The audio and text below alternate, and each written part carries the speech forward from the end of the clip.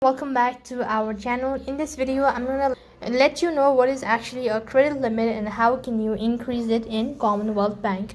So a credit limit is a maximum amount of money a lender will allow you to spend using a particular credit card or revolving line of a credit. Now lender sets those limits based on a severe factor including your credit score, personal income, and a loan repayment history.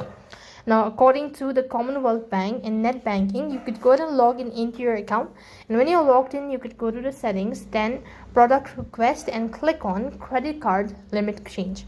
Once you've done that, go ahead and click on the card icon. After that, select the credit card and then select credit limit. After you've done with this procedure, then it's going to take a couple of hours or maybe a day in order to increase your Commonwealth Bank. However, the request might be approved as well as this might be disapproved, so it depends on the lender. So you just have to wait patiently until you get further notification. So that is how you can increase your credit limit in Commonwealth Bank. That is all for this video. I hope the video was helpful. Make sure to like, share, and subscribe to our channel. Thank you for watching. See you in the next video.